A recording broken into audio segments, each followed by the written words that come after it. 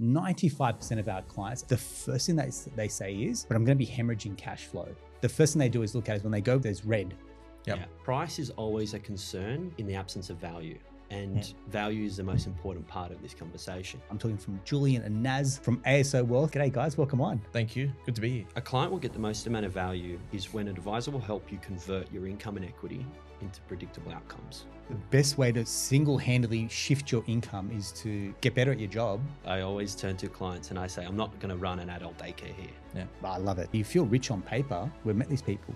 Yep. They tell me, hey mate, I've got like 30, 40 properties. I do not feel richer than when I had 5. It's just more headache than what you would think it is. The fallacy also comes from arrival fallacy. Retirement. It's a bad billboard. When you rest, you rust. And I see it all the time. Success of money is behavior, time, and patience. You can't out-train a bad diet. You can't invest with bad money behaviors. G'day everyone. Welcome back to another episode of the Australian Property Investment Podcast. Strap yourselves in. This episode is going to be an absolute cracking chat with two of the boys that we do a lot of work closely with. I'm talking from Julien and Naz from ASO Wealth. G'day guys. Welcome on. Thank you, good to be here. Yeah, good. If you're listening, what I typically would do is, most of our guests, I give them a briefing sheet, say, look, here's some of the things we're going to cover. I haven't for you guys deliberately. You guys are great talkers. You know your subject matter. You're highly experienced, even though you got baby faces. But I think that's what we're going to get the value from today is really just go have an honest, unplanned chat. And I'm going to ask questions that I would feel that a lot of listeners are tuning in would have as well, because you guys cover, as financial planners, you cover a lot of turf. And I think for the detriment to the financial planning industry is probably being a lot of red tape and a lot of over compliance. But then I think there's a lot of confusion around actually what does a financial planner do? And I want to preempt this chat for everyone listening.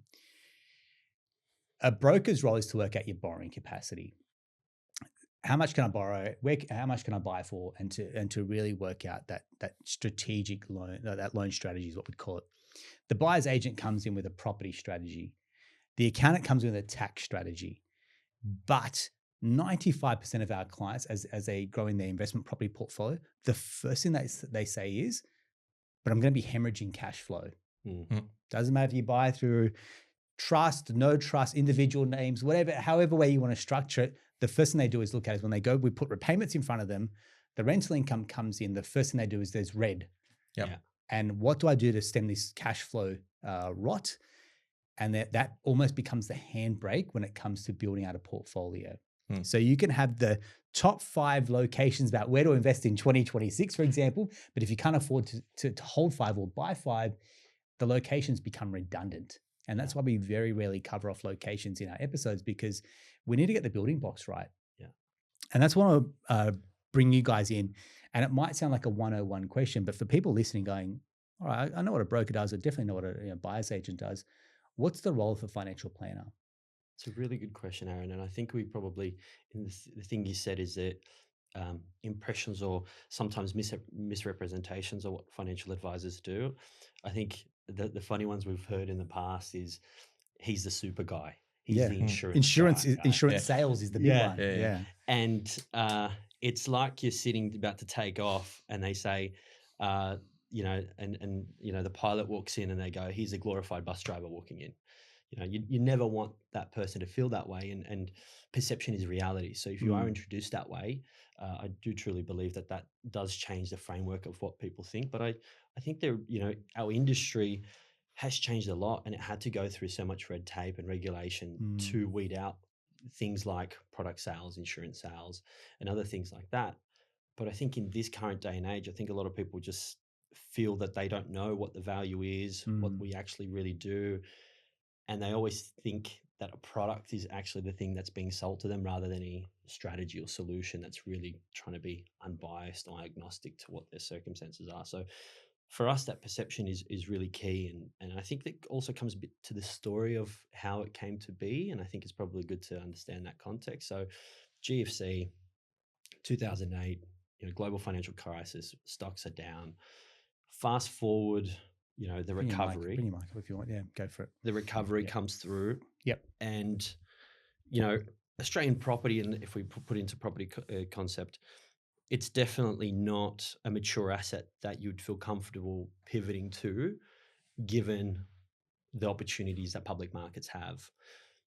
Fast forward, probably 2015 is probably the first time we saw any type of financial advisor have some structural conversations around outside of equities or public markets. Right. That's when you start to look at infrastructure or commercial property. Still, direct resi was not something that any advisor would consider.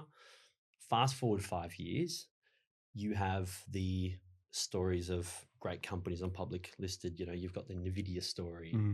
You've got the Mag 7 that came through. So there's still so much value in the advice of going, let's say, to direct public markets. But I think post 2020, it has become a real conversation around structuring and what asset classes are really useful for a client and what value they'll see from those asset classes. And I think that's the pivot point for financial advice, where we saw that there's enough data to suggest there's enough confidence in markets. There are structural issues regarding supply that meant the asset class is very credible, that can be surgically inserted into a client's portfolio that would actually help them build that out. And I think that's part of where I think probably listeners haven't heard that from a financial advisor, is the fact that property is something we do look at. Which is very much flies in the face of a lot of financial planners, which they're not pro property, for example, very pro shares, equities, ETF, whatever other way to invest your money, but it's never been the asset class of choice for a lot of advisors to going to property and go hard, for example. Yeah. And it's always like diversification is golden, for example, versus other people go, no, mate, if you stick to your bread and butter, if you stick to your niche, that's where you can make some incredible decisions. Sorry. Yeah, no. Look, generally speaking, financial advice, businesses and advisors, there's still a lot out there that will specifically do shares, ETFs and listed markets only, and not look at property. They'll look at the life insurance piece, and they'll look at 3 or 4 areas of people's financial situations and give advice there and scope out property. And a lot of the time it's because if that's their business model, there's nothing wrong with it. A lot of the time that is their business model. It's what makes sense. There's a whole aspect to giving really good investment advice. But I think that's the point to the listeners or to anybody, is that you need to know if you're going to see a financial advisor, you need to know what they do or what they focus on as in terms of an investment piece, and whether they do include property, whether they do include self-managed super funds, because even self-managed super fund, as an example, is quite a very specific area of advice. It can go all the way to aged care, so it really depends on the type of advice. But there's more and more to what Naz was saying just before, with the evolve of the industry over the last whatever it is, 15, 20 years. There is more and more financial advice businesses that are being more and more broad in terms of their investment piece, i.e. including property. And that's changing in line with different things, with investment markets and so on, but also with pricing models that financial advisors have, which incorporates property as well. Awesome. Thanks very much. If I just jump to a question I'm sure a lot of people listening would have, which is, I don't earn enough to warrant having a financial planner, or I don't have enough money to invest. So there's 2 questions. Let's start with the first one there. Yeah. I don't earn enough to justify having a financial planner. How would you guys tackle that question? It's a really good question. I think price is always a concern in the absence of value. And value is the most important part of this conversation. Is that easy to say because it's like asking a barber for a haircut, right? Of course they're going to say yes, unless they're correct. me. But I think but I think it's what we see, and it definitely is when people, that the value that an advisor would deliver to someone, let's say specifically, not just around property, but everything. But if we just focus on the property piece, a client will get the most amount of value is when an advisor will help you convert your income and equity into predictable outcomes. Okay. Right? You couple that with strategic thinking, sequencing, tax, and accountability. You've got the full package of someone who's going to look at things very broadly, who's going to work with your team. And I think when clients actually just take a little bit longer to sit with an advisor, speak to them, really give them the blood work. We connect health and wealth a lot That's what we were talking about that before. Well, I think we'll come back to health and wealth later. And it's for us to get the blood work to really analyze that and say, these are the things that you could be doing that you are not doing. And these are the opportunities that we can help you by building a great team around you to accelerate you to that outcome. It's converting that income and equity to that point. Is the equation, and again, I don't want to oversimplify it because I know what you guys do. So it's not an infomercial around it. But spend less than you earn, invest more, save more, and have no leakage in your financial buckets. Am I oversimplifying this, do you think? Or I'm not trying to be facetious. It's just more to go, hey, this financial equation doesn't need to be overcomplicated. No, it doesn't. Is it just people lack accountability? They lack discipline. They don't know what they don't know. Where's the value coming into it? Well, my comment there would be that we like simplicity. And so that's really good. Well, complexity is the enemy, here, right? Yeah, that's right. And so to your point, no leakages, of course. And that, if we, kind of broaden the equation, that's one side of the equation. The other side is to make the right choices on the upside. Okay. And that is what we do really, really well, because we have a broad view of our clients' situation that a lot of the other professionals don't have. A really good example of that is cash flow. A lot of the time, for example, you as the broker, you've got an idea of the cash flow, but generally speaking, we've gone through every bit of detail of that. Not that we do a budgeting plan for people. That's not necessarily part of the scope. Not necessarily part of the scope, because a lot of people do that themselves, and we're not here to. They should be doing it themselves. That's right. I've got to kind of pull the handbrake here and have this chat. Yep. The amount of clients that come to us going, I can't afford it, cash flow. I was like, that's the one thing I can't help you with, unfortunately. I can get you equity by revaluing, with 10 different banks. I can eke out borrowing capacity by structuring it here, going here, go to this lender and do some magic there. But the one thing I cannot do is cash flow. And that is your responsibility. And it's, like you guys saying, that's not our remit either. So if it kind of sits in the ether going, who's responsible for this cash flow? It's what's really interesting. I always get a laugh in meetings. I always turn to clients and I say, I'm not going to run an adult daycare here. Yeah, I love it. That's right. The same thing and at the end of the day, if you've come here, and I like that you've got a book there, it's going from good to great. There are certain times, yes, financial advisors are going to have a hamstring around getting you to good at a certain point. There is a lot of accountability. Right, there needs to be discipline around what you do. And I think the question you really ask is, how does that happen with cash flow? I think it's working on an individual plan and then working on a collective plan, right? So we would sit down with a client and work out exactly and map their career path for them in the sense of where are you going, what's your opportunities, where are you seeing, how can you move left and right? We've had this conversation so many times and people first get shocked and then they do it themselves and go, thank you so much for helping me with that. We've had over the last 6 months, the amount of clients that increase their salary by at least 20-30% has been incredible. By really working with them. That is probably the best way to single-handedly shift your income is to get better at your job. That's right. And then get a promotion. And the scripts and dialogues become so different. And it's when the mirror gets turned on the person and they sit in front of an employer and say, look, I want to be paid X. And the reason I want to do that is I've actually sat down with a financial planner and the things they've mapped out for me is this is where I want to go. And these are the commitments me and my family have made. This is the targets we want to work towards. How do I make that kind of salary here? Right? You put it back onto the employer. As an employer, I love that conversation. I can work with that conversation as an employer. Yeah. And the motivation just drives. Great. Right. Great. And look, if you're for the clients who are business owners, it's a different conversation entirely because they have even more control than what an employee would over their income. And so generally speaking, what we're doing, and I'll come back to your question in just a moment, but generally speaking, when that happens, and we've had the conversation around needing more income, opportunities just open up for clients, and that's where we go. Okay, what do? We put together a full strategy map for our clients. So we start with strategy first, which is whether we should invest into property, whether we borrow, whether we debt recycle, whether we take out equity for shares, and that's on the wealth creation side. On the flip side, at retirement level, it's a completely different conversation, of course. But there's a lot that goes into it at the strategic conversation. There's cash flow and asset modeling, all the things that help people make look into the future and make the right decisions today with confidence.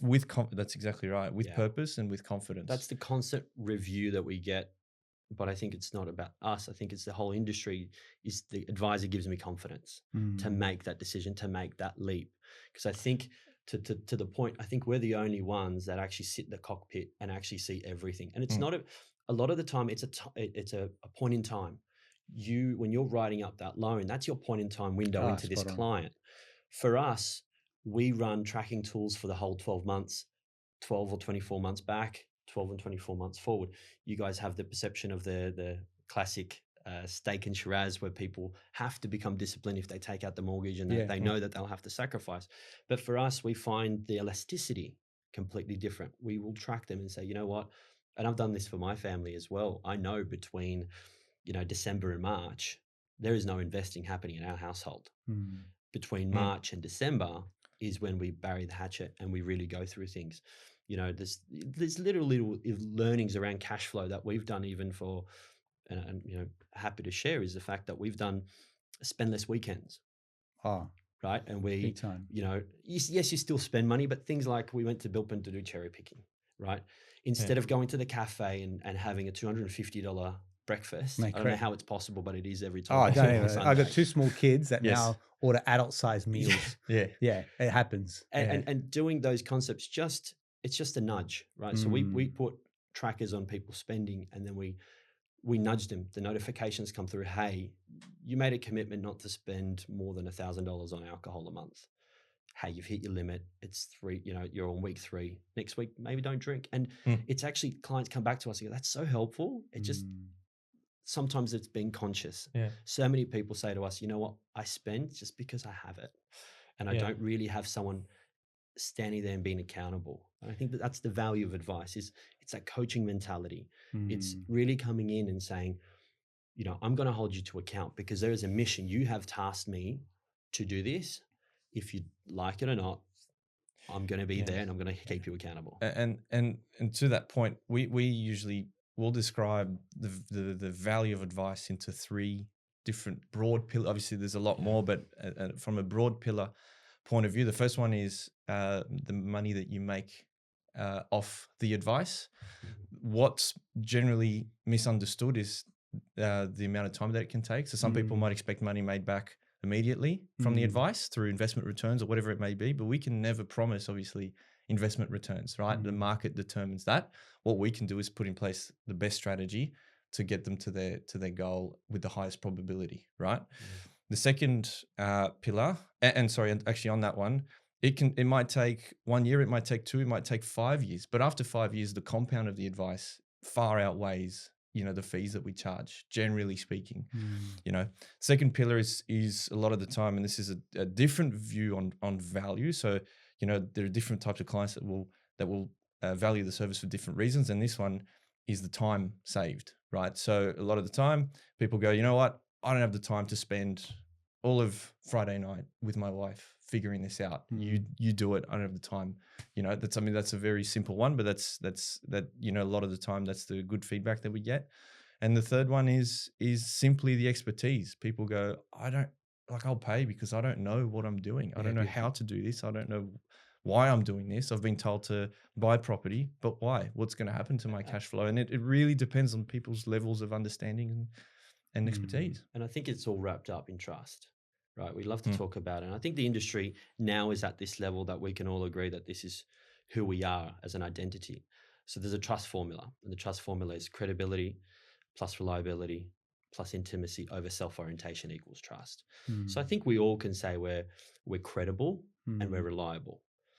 Some people may be less reliable than others because they get busier at certain times, and sometimes clients, it is on the client to ask, do you have capacity to take me on?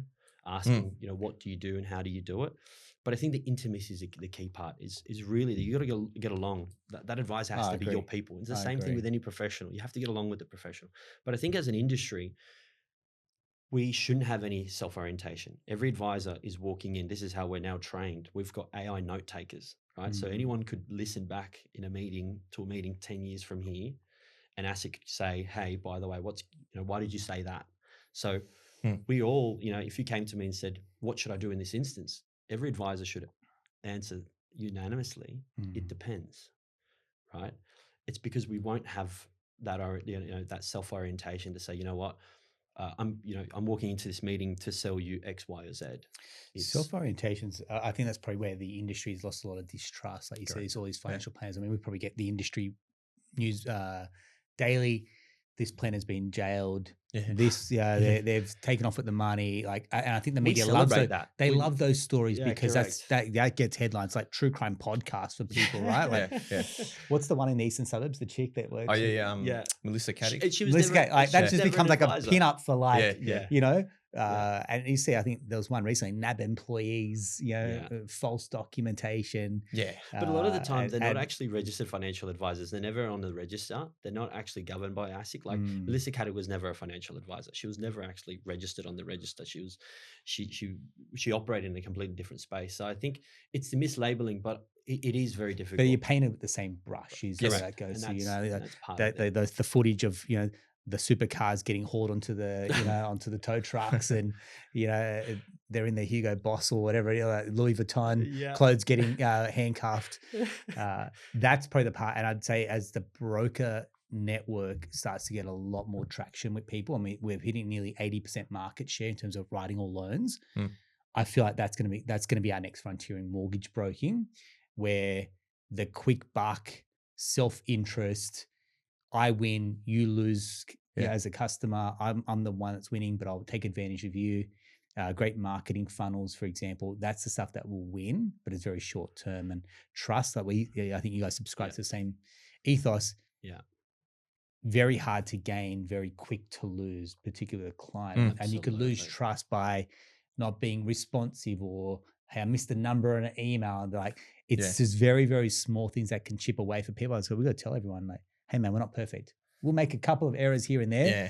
We're not incompetent, but when you go at pace, or you go at speed, or you're having a few clients that you're juggling in the air, we're not going to get it right 100%. So I think that there's a two-way relationship here going, no client's perfect, no advisor's perfect, but that's what makes us a really good fit for each other, which is, hey, we're on the same page and there's alignment here as well. Yeah. I think to give you context on numbers, our industry went from 25,000 advisors to 8. It's more like 30,000. Yeah. That's crazy. And then in your industry went from 8 the other 25. way. Yeah, we're 23,000 mortgage brokers in the country. So we've got a complete different effect. And I think advisors don't ever come out and speak. We see so much of media, marketing and everything, but financial advisors, because there's so much red tape, I can be held to account to everything I say. Oh, you guys are drowned out by buyer's agent. I've got to tell you, even accountants, mortgage brokers, financial planners, drowned out by buyer's agents, which go, mate, I bought this property 20% up on the first year. Yeah. They got sophisticated marketing funnels charging X dollars a pop, for example. I say they are almost the top of the food chain, which is a very interesting dynamic. It is. That they control everything. But I think good or rightly or wrongly, I'm not here to judge it, but just to say, these other industries which actually do a lot of the heavy lifting around the numbers, the strategy, for example, the where the property is located is the final piece of the puzzle. Somehow it's become the most important thing, and everything else kind of retrofits after that. It's the product that the people are searching. There we go. And so you have this in so many industries, right? And if we take a different industry approach, marketing, no one wants to go through. Let's go through rebranding. Look at your brand. What are they talking? No, give me the LinkedIn post that I can post right now to get an outcome. Correct. It's the same thing that happens with us. For buyers agencies, the most comparable aspect, and we've had this in our industry for a long time, so we've seen it, is stockbrokers, right? Stockbrokers were the go-to people in our industry for wealth creation. Yeah. They were heavily researched. Initially it was, things were recommending, Wolf of Wall Street kind of situation. And they make jokes about it, but they were recommending Disney, right? And we know where Disney is now. But they were heavily researched, and it was about that final product. Just give me the stock name so I can go and buy it. And it's so equivalent at the moment. But we're selling very different things. They're selling short-term rotation. we're selling sustainable long-term growth.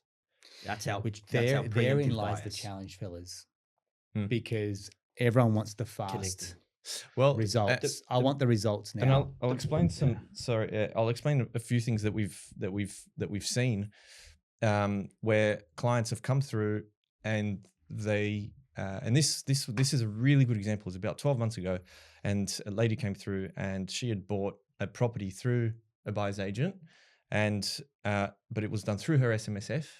And she didn't understand any of the SMSF rulings and stuff like that. And she, there was a couple of issues that happened that we fixed for her. But the point is that it happened that way around. It came from the top down, where there was no strategy, but there was just a property, right? And again, to your point, they've, finding the right property and getting into that investment market is a great thing.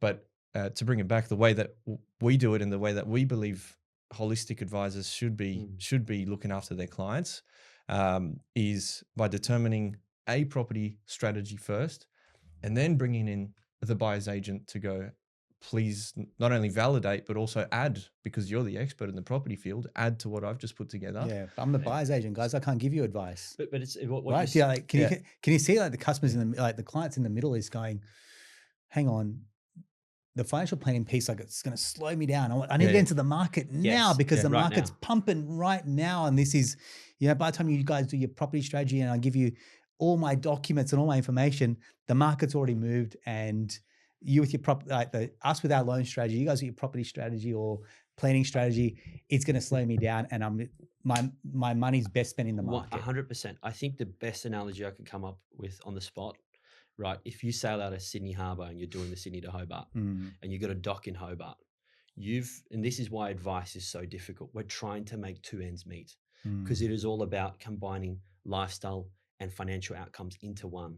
That's what we're actually in the room for. We're not there. I think some people misconceive that we're in the room to maximize returns. We're not there to do that. We're actually trying to make two ends meet. What are your goals? What are you trying to do with your lifestyle? What are you trying to do with everything you've got in front of you? What do you have to work with? How do we make those two things meet? And that's why we talk about sustainable long-term. And if you think about the analogy of coming out of Sydney Harbour, you've got the wind, the rain, the current, the crew, the equipment.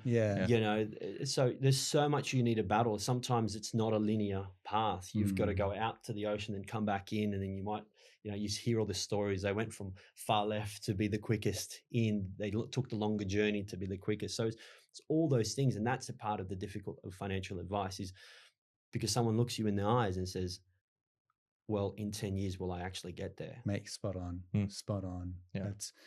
That's I'm not saying that's your cross to bear, like that's your challenge, but it's almost to say that's that inner work, that monkey brain for a lot of people going, this is intangible. I don't know where I'm going to get to. But I guess if there's experience, there's empathy, absolutely, there's education that comes along the way and people can see value, some people will pay it, no doubt. Yeah. Some people won't. And you can go on AI, you can GPT this yourself. And I see it all the time now. Yeah. They're actually, I don't know how we're ranking on GPT, but people are like, how'd you find us? GPT came up with a recommendation for you guys. All right, I'll take that. Yeah. But they've tried to do it themselves in AI. I think there's a DIY model. Yeah. I'm going to try and do it myself. I'm going to analyze my bank statements. I'm going to put it through NetBank. I'm going to kind of find, and I love those. There's always a market for a DIY person. Absolutely. And people should. Just like people don't engage a BA, I'm going to do it myself. Fantastic. But then there's the done for you model, which is I'm not abdicating responsibility. And we've spoken about this a lot on the potty, which is there's no abdication here. If you're entrusting someone, you're not flicking off responsibility. This is now a partnership. And you have to have skin in the game each way. So then it comes as a responsibility to you guys to go, and you're saying, help me, help you, give us all the docs, give us the information, where are you trying to get to? And we can only deliver when you actually have clarity on your brief by saying, and the throwaway line is on 150K net passive. And I see this day in and day out, you guys are laughing. I actually don't think it's going to be enough personally. I personally don't think it's going to be enough for people. People say 150K net passive. Have you considered tax? Mate, correct. Right? Correct. Because that number's already high. That's tax is one part. What about all the property costs, the land tax, whatever else that comes with it? inflation in that time, and yeah, sure, rents might go and keep up, for example, and we were talking about health and wealth. We're going to live for a long time, particularly if you're like dialed into your health, well-being, for example, longevity, helping your kids out if you have children or you're planning on having kids. That 150 is going to get swallowed up, and we're going to have lifestyles where people want to travel. Cost of living will just continue to surge as well. Like, I'm putting it out there. I think the 150 is a real fallacy. And the fallacy also comes from arrival fallacy. Even if you got there, it's, when we work with retirees, this is a really interesting conversation. When we speak to retirees, we talk to them about rewirement, not retirement.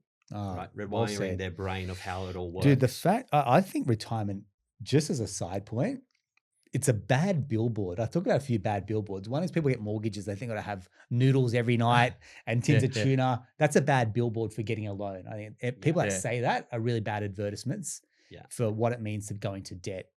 Mate, you can have your cake and eat it too when it comes to getting a mortgage. Retirement, I think people get there. And what's the saying I read the other day? When you rest, you rust. And I see it all the time. I'm like, why did you want to give up work?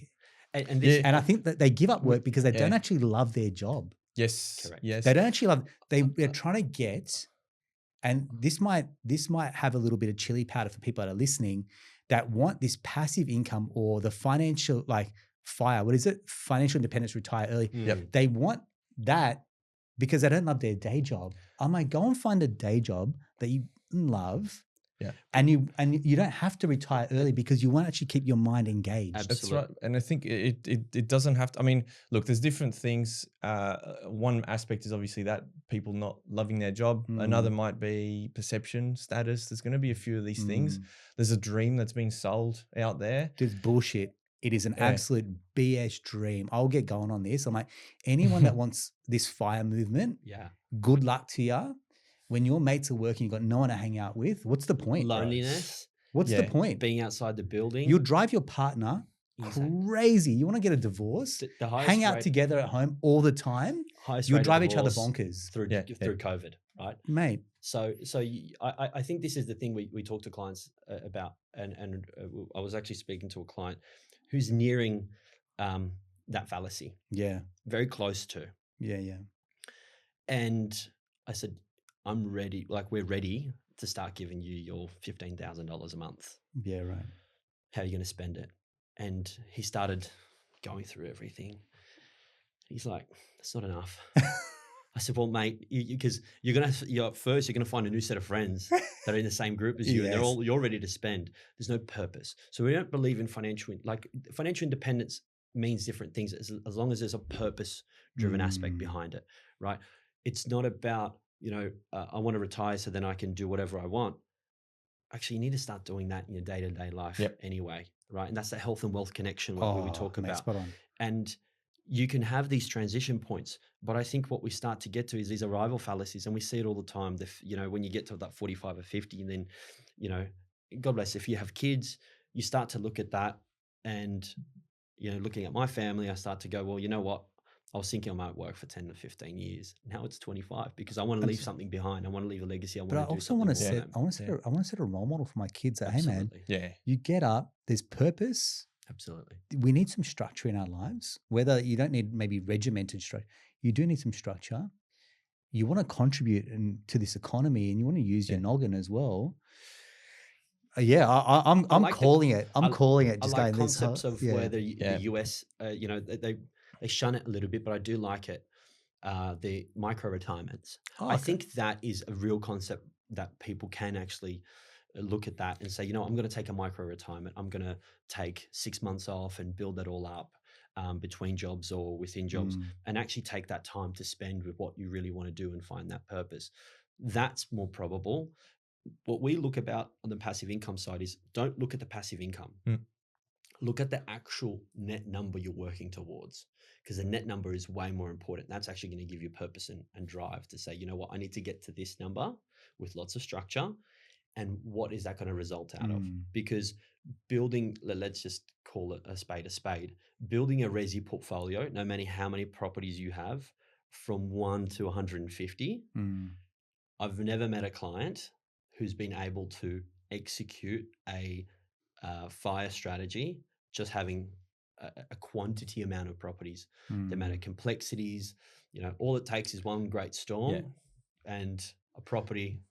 Issues, costs, taxes. Everything. It's at the end of the day, we've had clients with $20-30 million plus of property, and it's actually more like they need our help more than what they would otherwise, because it's just more headache than what you would think it is. And what they realize is the pivot that they need to happen is what they'll look at the bigger number, and you will need liquidity. You will need public markets to help you on this journey. If you think that that's the only thing you can get away with, illiquid property equity strips, and keep going, at some point you'll realize you need liquidity, because because you're asset rich, your cash, again, you might have a 20 million, but you're still cash flow poor at that point, so you feel rich on paper, and mentally we've met these people, and I'm like, they tell me, hey mate, I've got like 30-40 properties, I do not feel richer than when I had 5. It just means I've got either more debt, got high levels of expenses, for example,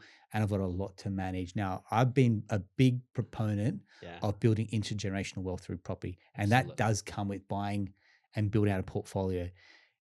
But when the core focus is on this cash flow play, I'm like, you've got to build assets that you can then sell down, pay off some loans, for example, and then realize the gain. I'm not saying anywhere here I'm right, you're wrong. It's just saying, hey, if you want to follow this formula, then capital growth and compounding is the way to build it to a certain level. Sell down, get to a net passive, for example. And like you're saying, that how the two ends meet is, okay, this is the formula to follow. But most people can't get to the 5, to the 10, to the 15 because they're hemorrhaging cash on the way through. And then I'll ask you the question, what do you think becomes a bigger risk or the biggest challenge to this prophecy when you, let's say, build a 10 property portfolio, you've got your super, you've got other assets. What becomes your biggest risk then? The biggest risk to anyone is their income. So is their income. All of a because sudden, they are the biggest risk in their portfolio. That's why I say buying property or shares is your hedge, because that will compound while you're sleeping. But you get a CEO restructured tomorrow. And so many of our listeners, I think even for you guys, a lot of our crossover clients are our Henrys. High earners, not rich yet. 250, 350, 500K, $1 million incomes. The biggest thing that keeps them up at night is their job security and stability. Yes. So when you get to that, and you're even within touching range of your prophecy of 150,000 passive income, what's the likelihood of you losing your job in the next 5 years with AI? Likely. How long are you going to be? How likely are you not finding work for 6 months? Likely. That house of cards could fall. So you're putting so much onus on those pillars could actually break it.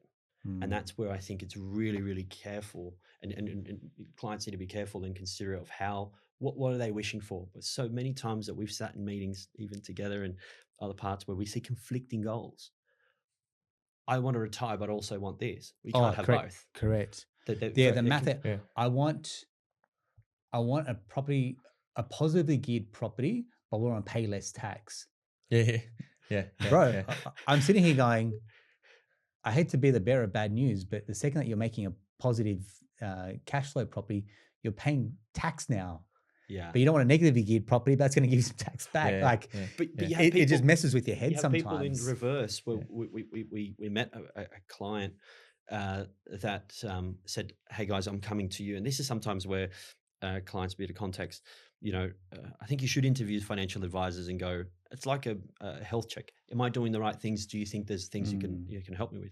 So he came to us and they said, hey, we've got our home. We're considering a financial advisor. We've just sold our 2 properties. What do you think of that? And I said, okay, why'd you sell the properties? Oh, well, they started making money, so I've sold them. I said, well, hold on. They started making money and you sold them.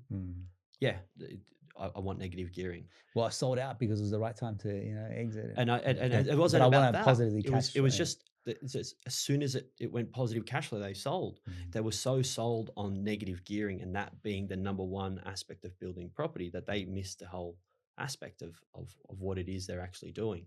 So those kind of instances, you actually get a little bit shocked, and you go, but this is the aim of the game. You're trying to get into passive income. You're trying to grow this. but you've actually done something completely different. And I think that financial literacy, I think people do sometimes get embarrassed. And that's why I think that some people don't see financial advisors, because it's like having a coach.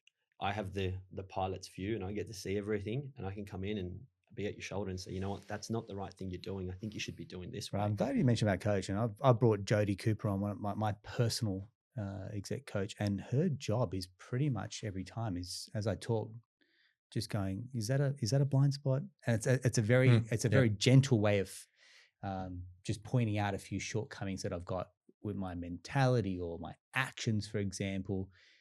And that hour and a half, 2 hours that I spend is pretty much like the little nudge that I needed, the kick up the butt. It's accountability, making me a better person, that when I go back out into the real world, I'm like, okay, I didn't know what I didn't know beforehand. It's very much what you guys say around accountability on the finances side, going, all right, I was spending a little bit willy-nilly. The car lease that I've got, it's an ego thing. I could lose it. I could invest that money, for example. I mean, we speak openly around private school fees. I got no judgment. I'm a public school child.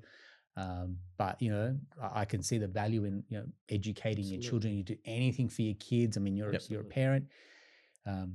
But then we've got to go through, because that's a net cost after tax. So that's like acting your wage is a major conversation that we need to start having with people as well. And I mentioned to you guys before, if you're listening, Arthur Brooks has this really, really good, tight little video about what people can do with money.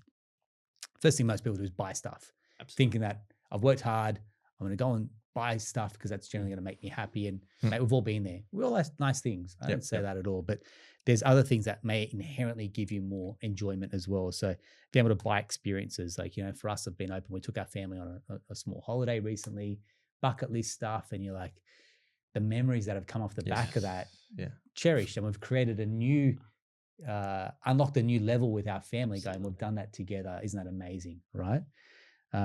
You can buy your time back. And, for us, maybe that means a bit of house help, whether that's the laundry or maybe that's the lawn being done, for example, because we're time poor. And, that it provides employment to someone else that's their sweet spot. Absolutely. You can save it and you can give it away. Yeah. Or you can invest it.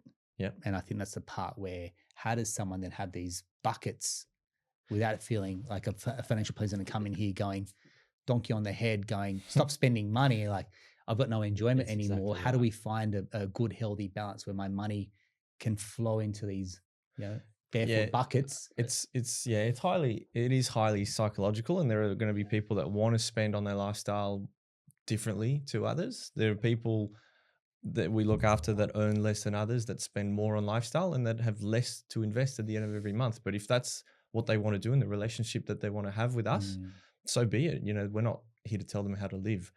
We're here to tell them how to take the next steps and how to create their wealth. It's really as simple as that. And the way we do that is when we take their whole budget, we'll take their core living. If I really simplify, we'll take their core living needs, whatever they need to live, including rent or mortgage or whatever it is. We'll take their entertainment or their fun money that they need to, whatever, the Friday night restaurant or whatever it is. Which is usually double what core expenses is. It sometimes is, that's right. People ask us these questions like, I'm spending $500 to $700 a week on groceries. Is that normal? I said, you're spending double that on entertainment.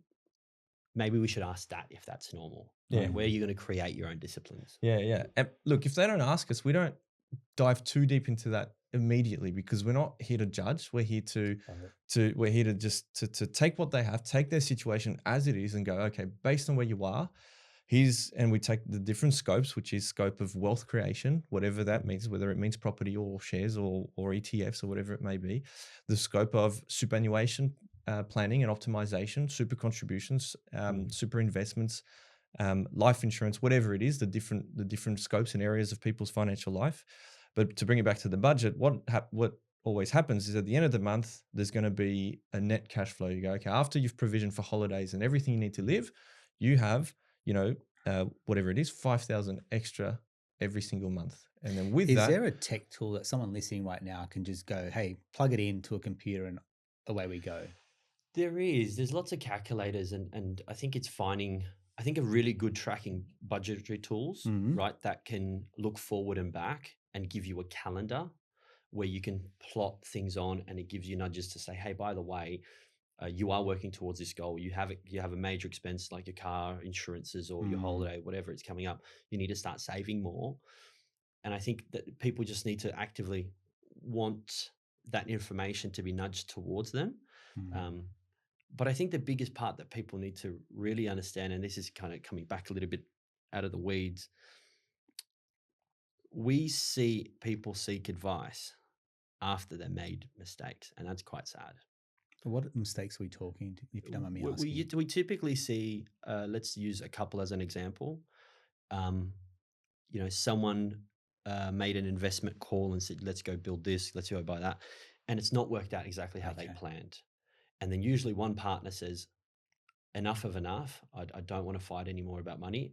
Let's get someone who's going to sit between us and actually help us look at this with take off the beer goggles, and let's actually take a really pragmatic view at this. And it's typically, that's where we see a lot of clients come in and we say, the question is, why did you come and see us? And it's usually they go, oh, we want this. And then after 2 or 3 meetings, they usually open up and say, look, we usually fight a lot about money. And it's uncomfortable for them to open up that way. But then they say, you know what, we really want, and where you see the relationships develop from there is the client says, look, one of the partners says, if there's a question and you don't understand, call Naz or call Jules and understand. And I think that's part of, we see that a lot in the industry. People seek advice after they made a few mistakes, right? It's really easy when you're making money to have this fallacy that you're invincible. It's once you stumble, life is not linear. Things will happen along the road and you could have extreme success. And then at some point you lose hold of it. You really don't know where this ship is going. And so fast you've done so well, but then you look ahead and you go, wow, I got myself from nothing to good, but I want to get to great. I want to get to that fallacy of $150,000. So I'm still so far. That. I mean, Bernie and I, that's probably one thing that, it's so close to us, like the finances and what we do daily. Even that becomes, a major sticking point. Even our relationship, we've been so open with it going, we're susceptible just like everyone else. It's just very much close to home because this is our day job. I think so. I've got a huge amount of empathy. Somehow I've got into like some of these, couples podcasts and things like that. And they say a relationship can survive, what's the word when you cheat on someone? Infidelity. But money struggles will bring a relationship undone. I'm like, that's insane. I'm not advocating for infidelity here at all. Yeah. I'm just saying like you can overcome that, but you can't band-aid financial pressure. And we see actually what's really interesting, and I'll share, clients who have shared to us that I sometimes ask them, I said, can you explain to me why you came here? And they said, oh, we argue about money. I said, okay, that's fantastic. I said, again, what were the problems? And they explained to us and they said, you know what, we actually realized we needed to come see you after a psychologist helped us. Oh, right. I was like, explain that a little bit further. And they said, well, actually the psychologist started telling us how we should act with money and started saying, so we don't become resentful to one another. Let's split things 50-50, right? You spend on what you can spend. Yep. I spend on what you can spend. And then what we do for the family, we combine together. And we see that quite a lot. And we're kind of the puzzle makers. We see, 12 or 15 different personalities. And we sometimes say, well, if it's good for this person, it's definitely going to be good for you, but not all of it. Part of the recipe is going to be good for you. Maybe you don't like chili, so I'm not going to add the chili, but the rest of the recipe is really good. And that's kind of the things. And we start to go, oh, wow, okay. And you start to really understand that when you come in, some people have the psychology of money and it's very, very different. Someone can come from a different background. Someone can come from different families, different situations, and it's really, really difficult to put that for us. So what we see as the success of money is behavior, time, and patience. Cool. And then if you link that back to health and wealth, what do you need to be healthy? And you need to have a great diet, you need to exercise, and you need to sleep. You don't need a PhD in biology to understand how muscles repair. You just understand that to do, to be healthy, you just need to work out. Yeah. Sometimes just like you can't out-train a bad diet, for example, you can't invest with bad money behaviors. Similar analogy. And an analogy we always use over the phone together, and I use it quite a lot, is, if, kale is really good for you. But if you just ate kale, you stop eating everything, just ate kale. First day, it's fine. 7 days later, it's fine. In 3 months' time, your body will start to really, really struggle and have lots of problems because you need to have a balanced diet. And that's why it's so difficult when advisors say depends, because we're not offering a final product. We're trying to make two ends meet. So we then start to go, you know what? It's one thing is not going to save you. There's so many different aspects you've got to do to get there. It's highly bespoke, highly individualized. Every single client has a different strategy. That's the time that we spend with every single one of them. We spend whatever amount of time it takes to get the right plan in place. And, to give you an example, or give you an example of one client, there are a couple who, we put forward a strategy to purchase an investment property, to use home equity to purchase an investment property. They both, household income is about 500. So they had, based on where they were, definitely had enough cash flow to be able to do it. But based on different preferences and reasons in their circumstance, they didn't want to borrow more money at that point in time. So we said, okay, well, what's an alternative solution? In this case, we went down a investment portfolio path. Generally, we'll use ETFs as the building blocks for that. We'll add different assets where need be, but that's the starting base of the building blocks. So how much would they, out of curiosity, how much gets them started or gets them in the game for ETFs? Look, it really Again, depends. It depends, but yeah, I'm asking the questions that people listening. How much can I get? Depends. Look, you really don't need much, and not need much means you can start with as much as whatever it is, right? $10,000 if you really wanted to. As long as you have, I think this is the point. You can't just throw in $10,000 in there and then expect something to happen. You need to have a disciplined approach to your investment journey and investment strategy. And for these guys, it's contributing X amount per month to their initial contribution of $100,000 or more for these guys, right? And it's blending the strategies. It's them developing confidence. They've never done this before, so they wanted to start small. Then they have the consistency. We then get the discipline, right? We get the right behaviors. So we tell clients, I don't care if you put 100, 10,000 or $1 million in. What I'm actually more curious about is actually the behavior. How much are you going to tip into this? How much are you going to sacrifice into this plan? How much are you going to put towards the future? Because we're getting them ready. And this is how we get people ready for, let's say, property or buying their first home. I say, well, if you want $1 million mortgage, it's $8,000 a month. I need you to be in the gym saving $8,000 a month. So if we're doing it through shares, let's put $10,000 in. Doesn't matter. And let's do $8,000 a month from there.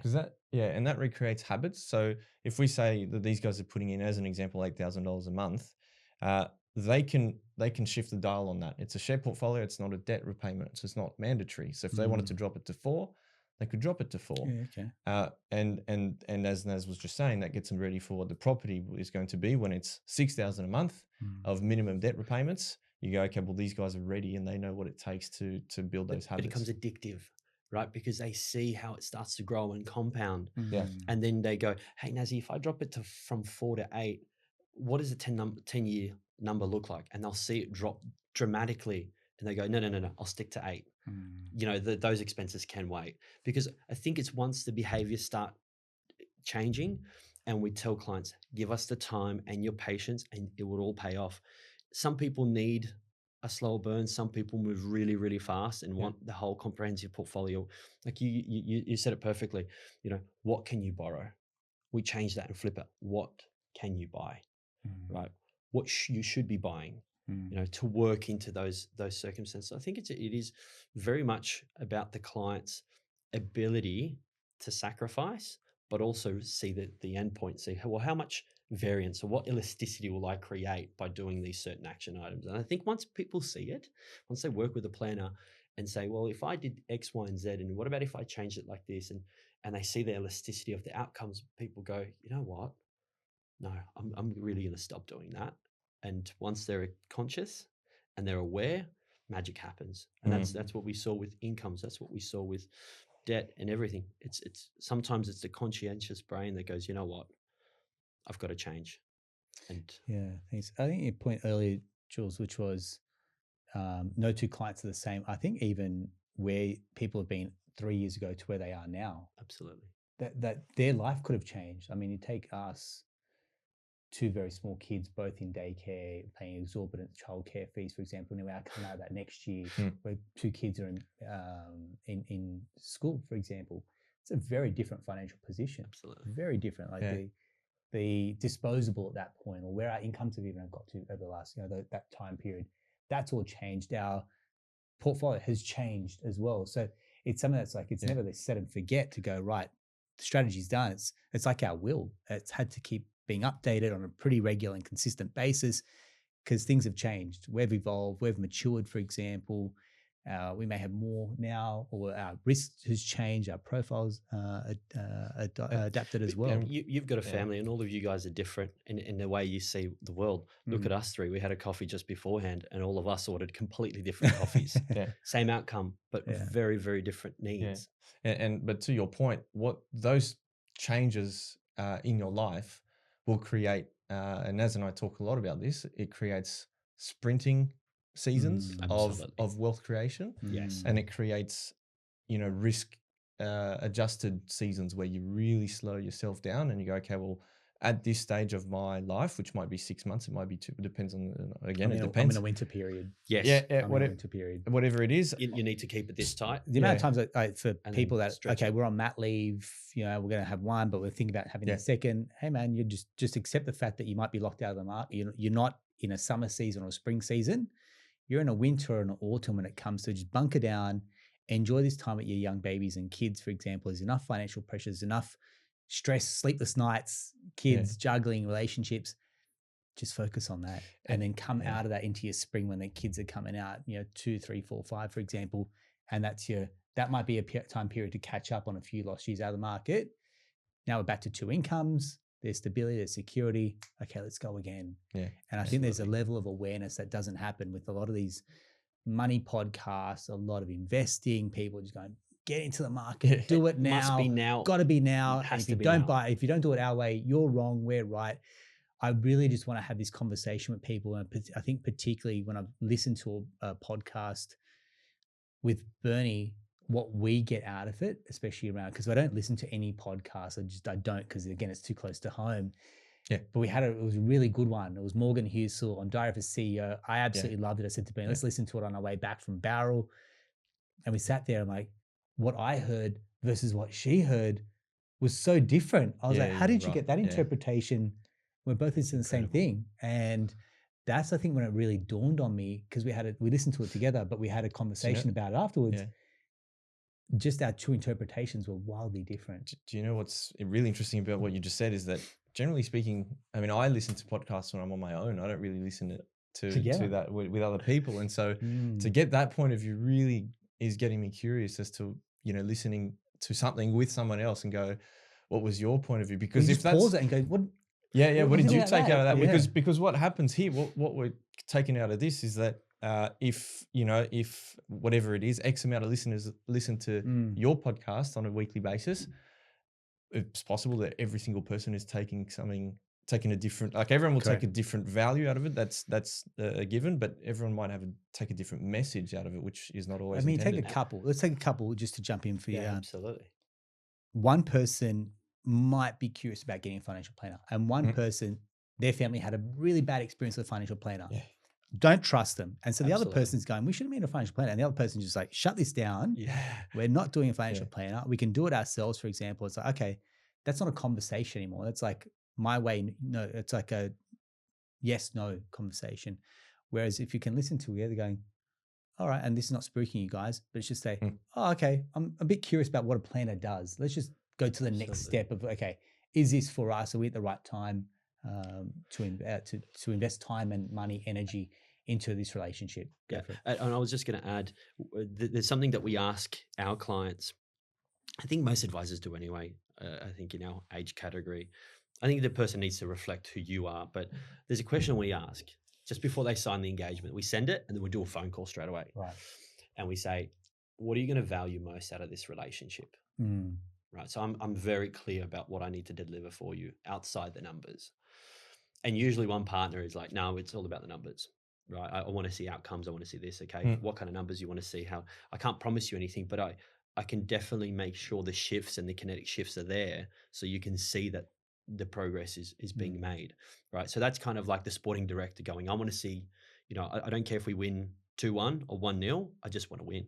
Then to the opposite side, the other partner says, you know what, it's all about trust for me, is that I can make a decision, I can really work with you, and that you give me so much confidence in the decision-making process. You've got these widely different expectations between two people in the same household, and you're meeting completely different sets of expectations. One is around confidence and trust and having the ability to share, to the other one just looking at the scoreboard. So that is why the coaching seat is not that easy. That's why always the answers that depends. It's always about the person, because the expectations are completely different from even the two people in the same household. Yeah, and look, what again, because we treat everybody differently, what you can expect, not just us, strategic financial advisors, what they should be able to deliver is clarity, is real strategic planning in the creation of wealth through different asset classes, unbiased, right? Unbiased to either property or to shares. And I think the best way to put it is, you should be expecting quality out of your financial decision making.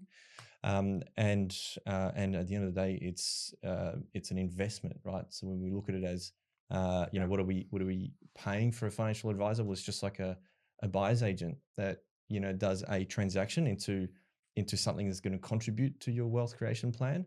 But really, they're charging you a fee, just like an accountant. And at the end of the day, everyone's got a different value that comes to the piece of the puzzle, and it's up to you to see what you value out of that service. I know it's easy for us to say that we are an investment, but we are a service. It's not a transaction for us. For us, it's actually the real, the quality we get out of, helping clients is actually seeing them grow year after year, achieving those hurdles, that sustainable growth, that future proofing aspect, and actually seeing them achieve some of these outcomes. That's why we do this for. It's not about having the transaction and going, okay, they've done that, see you later, I won't see you for 12 months or 2 years. That's our job satisfaction. And I think a really good analogy that we use sometimes is what a personal trainer does for their customers. Because you could, we all train here, and we do it on our own. Sometimes we some see more than others, and sometimes we might see a trainer for a different reason. But it's the people that have a consistent personal trainer that will see the shifts in the training for different reasons and different goals at different times of the year. And sometimes it might be for strength training, sometimes it might be for a very specific sport. But there's always going to be accountability to a personal trainer that's going to create a strategy, implement it, and keep them accountable to it. Great. I love it. Gentlemen, thank you very much. This is why I didn't want to give you preload any questions beforehand, because I knew we'd cover a lot of turf today, guys. And if you're listening and you're curious, we'll include the details for the boys at ASO Wealth. I want to be very clear. Anyone that comes on the podcast never pays to be on it. We've never commercialized it. No one's farming or fishing for business. I want to put that fair and square on the table. You guys are coming in here because we've had mutual clients together. You guys jumped into our property accelerator the other month and kind of popped the hood on a few questions, and I think the community really appreciated that as well. I'll wrap up there and say, look, if that's something that you're interested in, you've been curious to find out how do you get into the property accelerator community, run that on the second Wednesday of every month, 7:30 p.m. Sydney time. Hit us up, drop us a message, go through the website, put accelerator in there into a little pop-up box, and we'll get in touch. But that's what I think it's all about. It's the going far together, the journey shared. Hey, you do that, I'll do this. Community. For example, is wealth building is a team sport. Absolutely. It's a team sport. Everyone's got their role to play as well. And again, if you've loved this chat and you think, hey, look, I want to get my partner on the same page as me financially, maybe it's something that you just guys, hey, if it's good. Well, I think we were nearly gone for an hour. It's a good hour drive, or 30 minutes to work and back. Stop it, listen to it together, and go, okay, what did you get out of this? What did I get out of this? And how do we get alignment? Because you can't build a house of two different blueprints, right? You need alignment as a couple if you're investing together. And I think that's something that's really close to my heart, because I've been out of alignment. We've been in alignment, and let me tell you, in alignment's far more enjoyable and fun. Personally. So Hey, listeners, thanks very much for tuning in. If you've got any feedback, we'd love to hear from you. If you want to get in touch with the boys, we'll include their details as well. That's a wrap for another episode of the Australian Property Investment Podcast. We'll talk soon.